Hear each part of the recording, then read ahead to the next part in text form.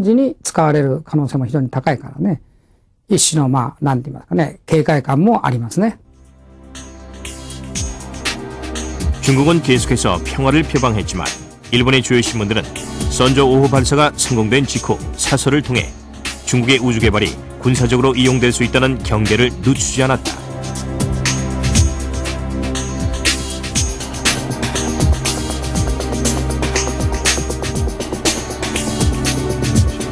일본이 가장 민감하게 반응하는 국가 중에 하나라고 볼 수 있겠습니다. 일본과 중국은 아시아에서 우주 개발의 1위의 자리를 놓고 자존심의 경쟁을 벌여왔습니다. 거기에서 일본이 유인 우주 개발에서 뒤졌다는 그런 상처를 받았기 때문에 일본은 상당히 자존심이 상해하고 있고. 5、4、3。全システム準備完了。メインエンジンスタート。 선저 우주선 발사 직후 일본도 위성 발사체인 H2A 로켓을 발사했다.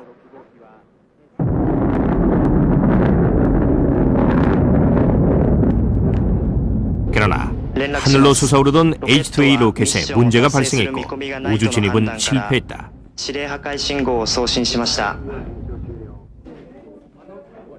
지금까지 아시아 최고의 우주 개발국이었던 일본은 불안감에 휩싸였다. 2段目の点火まで確認しましたけど、その後の状況はわからないということですね。JAXA ができてから、緑の2号が途絶えて、それから H2A が打ち上げ失敗して、から火星探査機ののぞみが周回軌道投入できなくてっていうトリプルパンチでですね、非常に大きなやっぱり打撃を今受けて、その自己調査のもう手当だけで非常に今エネルギーが割かれてますのでね。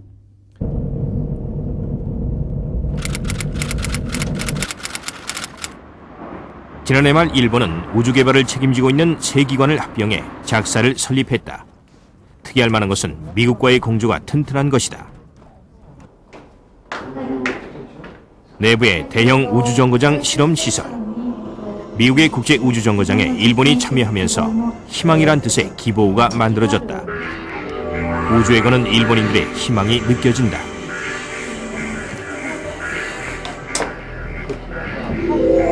또 다른 대형 실험실인 무중력 훈련실. 이 훈련실은 전 세계 우주인을 양성하는 러시아의 가가린 우주센터의 것과 같은 구조다. 일본은 모든 시설을 시간과 돈을 들여가며 기술 자립화하고 있다.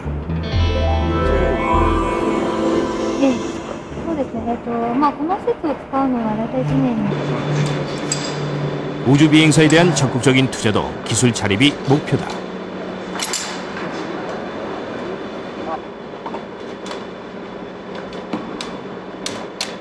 현재 일본은 유인 우주선 계획과 달 탐사 계획 등 대규모의 우주 개발 계획을 서두르고 있다. 중국의 선저우에 자극을 받았기 때문이다.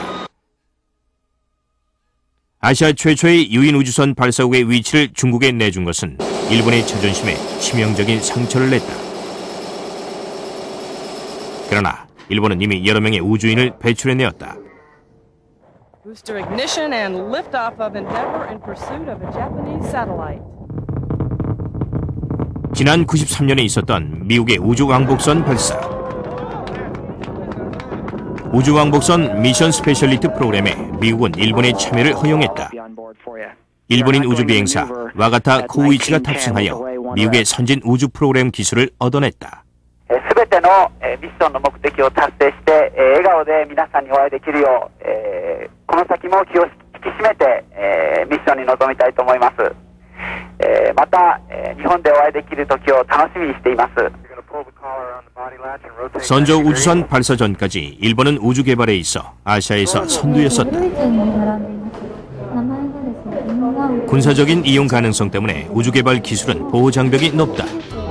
일본은 미국의 우주 개발 프로그램에 공조하면서 여기서 배운 기술을 국산화하는 데 엄청난 노력을 기울이고 있다.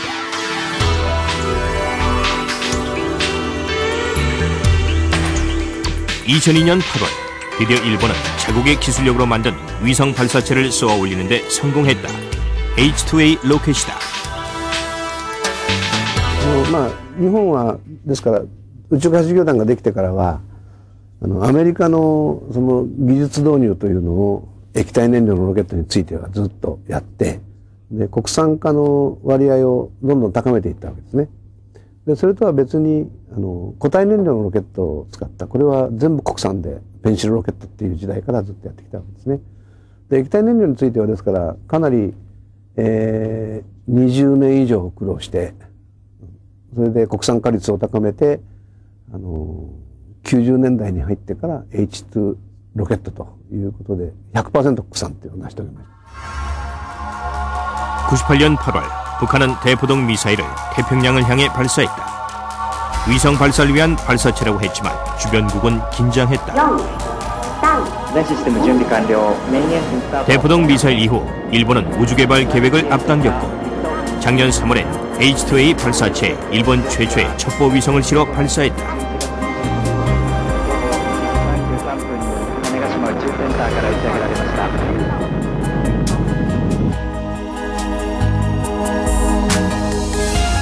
이날 발사된 로켓에는 2개의 정찰 위성이 탑재되어 있었다. 북한의 핵실험이나 미사일 발사를 감시하기 위한 목적이었다.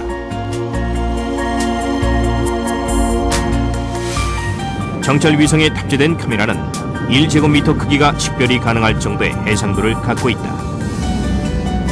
これはもう2つ上がってますから。それはもう2日に一遍北朝鮮の上を飛ぶわけですからね。何が見えるかは見てますよね。今でも今ももう向いてると思いますよ。もう回ってますから2つ。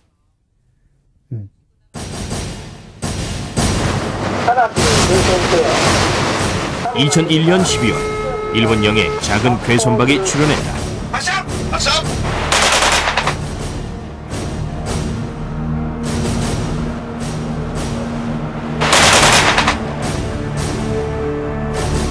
망망대소에 떠 있었던 작은 어선이었지만 일본은 배가 자신의 영해로 넘어오자마자 추적을 시작했고 곧 맹공을 퍼부었다. 순식간에 격추된 괴선박. 그 순간 신원이 확인되지 않은 선원들은 배를 탈출했고 그들은 발견되지 않았다. 인양된 배에는 국적을 알 수 있는 결정적인 증거가 없었고 이 어선이 자국의 것이라고 나서는 국가도 없었다. 奇怪な行動だね。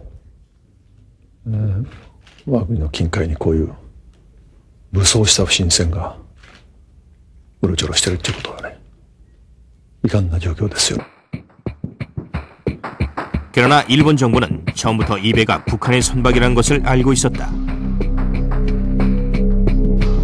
당시 동북아시아의 상공을 지나가던 미국의 군사정찰 위성은 북한을 출발하는 정체불명의 선박을 발견했고 그 배가 일본 영해로 들어가자마자 일본 정부에게 그 사실을 알렸다.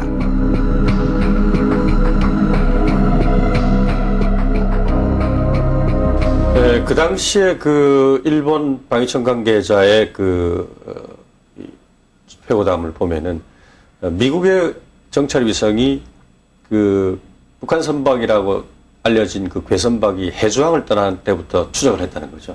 그래서 그게 상해 앞바다를 통해서 일본 영해로 들어가는 것을 보고 이제 일본 방위청에 알려준 겁니다. 그래서 일본 방위청은 P-3C라는 대잠 초계기, 그다음 전자정찰기 이걸 다 띄워서 수색에 들어갔죠. 그래서 GPS 그러니까 자기 위치 측정 시스템 있지 않습니까? 그걸 통해서 그 선박이 어디 있는가를 정확히 파악을 해서 추적해서 괴멸시켰습니다. 그래서 그 우주 정보가 없었으면은 그러한 일을 해낼 수가 없었다. 그렇게 볼 수 있고요. 또 그러한